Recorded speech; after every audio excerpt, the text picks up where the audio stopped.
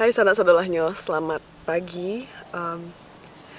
Ini adalah vlog pertama setelah sekian juta tahun gak bikin vlog dan rasanya canggung, agak sedikit aneh karena bingung mau ngomong apa dan harus ngomong apa. Tapi gak ada salahnya nyobain vlog lagi setelah sekian lama karena beberapa dari teman-teman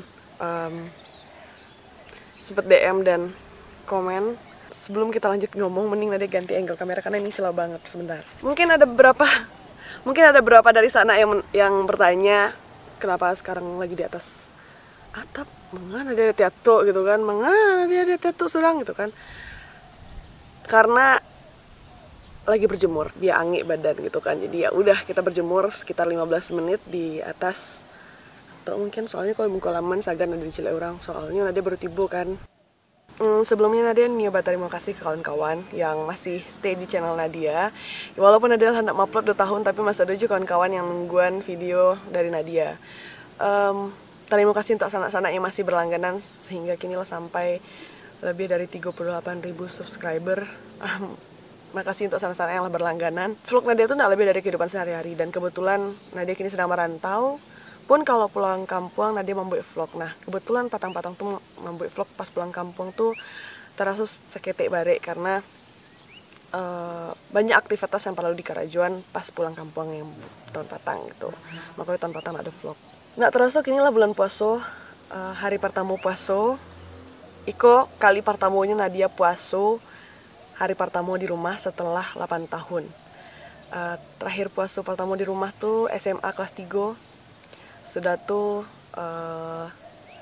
Nadia kuliah, itulah mulai puasa di rantau. Paling Rayo tuh pulang seminggu ke Rayo atau 3 hari ke Rayo bahkan.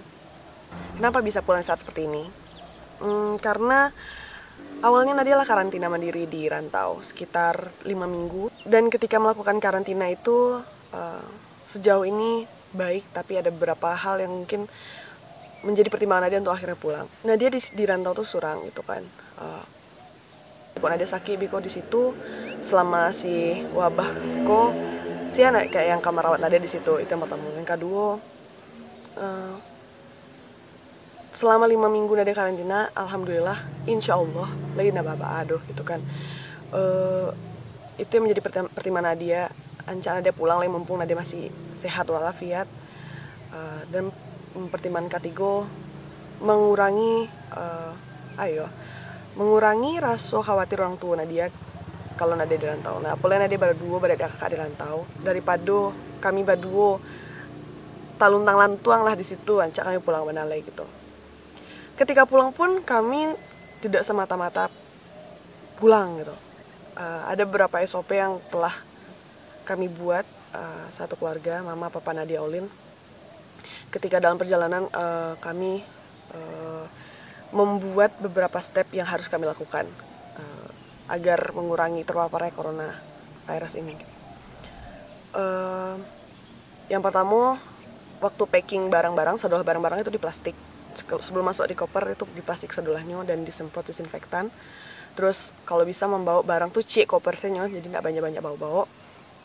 Terus yang kedua, selama perjalanan kami memakai pakaian yang sangat-sangat tertutup. Jadi kami pakai celana panjang, pakai kaos kaki, pakai sepatu yang tertutup, pakai sarung tangan, terus pakai jaket, mengurangi untuk menyentuh wajah dan menjaga jarak dengan orang lain. Kalaupun Nio megang barang itu kami semprot pakai disinfektan dulu. Jadi kami pakai disinfektan dimasukkan ke botol ketek gitu. Jadi kalau Nio duduk semprot dulu pakai disinfektan baru duduk gitu. Sebelum pun kami beli tiket pesawat, kami make sure ke maskapainya bahwa SOP dalam menjaga social distancing ini dijalankan. Dan ternyata dari maskapainya alah mulai. Jadi si tampik duduknya tuh dijaga jarak. Ado gitu kan. Terus baru akhirnya kami memutuskan untuk pulang. Sesampainya di bandara kami dikasih kartu kuning, itu isinya data kesehatan, dan kartu kuning ini akan diserahkan nanti ketika sampai di Padang. Sampai pun kami di Padang, kami langsung diberikan lagi lembar berwarna putih itu untuk mengisi data tempat tinggal dan detail kendaraan yang lain. Memang ribet. Dan setelah mengisi data, kami langsung ke toilet bandara. untuk ganti baju. Jadi kami ndak niolo sampai di oto apa terpapar lo apa jama gitu kan. Jadi kami ganti baju sadolahnya dari ujung kaki ke ujung kapal lo. Tukar baju sudah tuh ama jawaban ndak lo boleh turun dari oto. Jadi biar mereka tidak terpapar dari luar, mereka tuh di dalam oto lah gitu kan. Ndak boleh buka kaca. Jadi pas kami masuk tuh kami lah pakai pakaian baru. Pakaian yang kotor tadi kami tahan di plastik yang disemprot sama disinfektan. Agak sedikit ekstra, tapi menurut kami setidaknya kami mencegah lah gitu dengan ada isi semprotan disinfektan ini di mana-mana itu. Kami tukar baju masuk oto. Masuk oto pun ndak do basalam, ndak boleh basalam, ndak boleh palua, dan itu duduknya berjarak lo. Sampai di Bukit Tinggi, kami langsung mandi. Sadolah barang yang kami bawa, termasuk koper itu dicuci sadolahnya. Jadi ndak do barang yang ndak dicuci gitu. Kami lapor ke RW dan wajib lapor ke puskesmas bahwa kami dari daerah luar, terus kami wajib 14 hari berada di dalam rumah. Kami tidak boleh keluar rumah dan tidak ada orang yang boleh ke dalam rumah kami gitu. Ada beberapa orang yang mungkin kontra dengan kepulangan Nadia atau keputusan Nadia sama Ngolinko, dan Nadia memahami itu. Sebelum Nadia pulang pun Nadia sempat berpikir kayak, Nat lain ndak kah membawa virus, kalau lain ndak kah menjadi carrier, lain Nadia ndak kah menjadi beban dari orang-orang gitu kan. Sangat-sangat terpikir Nadia. Cuma balik lihat selama Nadia menjago tadi, menjalankan si karantina 14 hari tadi, dan selama perjalanan pun Nadia menjago dengan si disinfektan. Nadia dan Oli menjago disinfektan tadi. Membersihkan adalah benda yang Nadia paci, mengurangi interaksi dengan benda-benda yang mungkin Nadia tidak perlu. Misalnya harus memaci eskalator, Nadia tidak maci sama sekali, atau maci Nadia kurangi gitu kan. Menurut Nadia, Nadia bisa mengurangi pemikiran Nadia tentang hal yang itu gitu. Karena lebih banyak pertimbangan Nadia pulang lah, lebih banyak perlu untuk pulang daripada tidak pulang gitu. Apalagi PSBB di Jakarta diperpanjang sampai 22 Mei. Makanan di Jakarta tuh lebih mahal. Bisa online, delivery masih jalan. Belanja sayur bentuk patang tuh ada di Instagram, belanja sayur online, belanja daging online. Belanja daging online, belanja sayur online, makanan pun masih bisa, cuma susah dan lebih mahal. Terus pun kalau sakit, pertimbangan Nikos yang membuat ada akhirnya pulang yang tadi, yang pun kalau sakit, kalau sana ada terjadi apa-apa, siang kamu ngurus di Jakarta, siang kamu ngurus si Olin di rantaunya di kosnya gitu kan. Kalau amit-amit terpapar corona, kalau di Jakarta Nadia, kalau di rantau Nadia, sangat amat menyusahkan orang lain karena harus dibawa ke Padang, mungkin dibawa ke Buki maksudnya. Dan teman-teman tahu sendiri SOP penyelenggaraan korban COVID seperti apa, dan Nadia menghindari hal itu agar tidak menyulitkan orang-orang nantinya.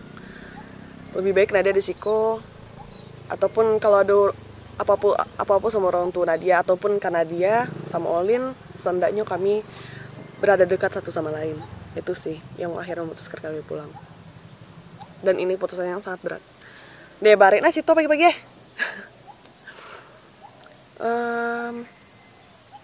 Puasa hari pertama rasanya sedikit bahagia karena balik lagi sih, lama ada nak puasa pertama di rumah. Tadi sahur tapi pas senang mana kok. Karena ada telur dadar sama mbak tadi, terus ada sayur. Dan ada nak videoin karena ada yang ngantuk. Dan kondisinya sekarang ada tetap WFH, work from home. Jadi tidak ada istilah libur. Selama 1 bulan ke depan ada tetap karajo seperti biasa, harus standby dari jam 9 pagi sampai jam 5, setengah 6 sore. Kita lihat bagaimana perjalanan Nadia dailynya selama WFH di kampung. Apakah akan berhasil ataukah banyak distraksi karena harus masak atau segala macam. Tadi pun sahur, alhamdulillahnya lagi terasa kalau itu bulan puasa, soalnya masih ada 5 saji yang menjaga sahur. Terus sirine untuk imsak tuh masih ada yang membunyian, masih tadanga tuh masih ada pemuda yang menjagoan sekitar 1 atau 2 orang yang bakal hilang ke muka rumah gitu untuk menjagoan sahur. Tapi yang mungkin yang tak terasa tuh sholat tarawih sih. karena balik lagi anjuran pemerintah tidak boleh ada kerumunan, yang otomatis sholat tarawih dilakukan di rumah. Itu agak sedikit membuat perasaan tuh padahal teraga sholat tarawih gitu gitu sih. Kawan-kawan apa sih yang paling teraga dari Ramadan? Selain mungkin yang Nadia serin tadi, sholat tarawih ya, mungkin di Masaji, undangan ustadz ceramah tuh di Berangan kalau Maribui, atau membakar kembang api. Iya ada yang membakar kembang api dari malam, mungkin Karayo mungkin. Ya udah sih, paling itu Nadia Nio siap-siap mandi dulu terus habis itu Karajo, karena kebetulan ada lo meeting jam 10 konkol. Yep. Terima kasih untuk kawan-kawan yang masih stay di channel Nadia, yang masih subscribe, yang masih berlangganan, yang masih menungguan bilo sananya Nadia aku update channel. Makasih banyak untuk kawan-kawan. Terima kasih banyak. Bye bye, Nadia siap-siap loh. Dah.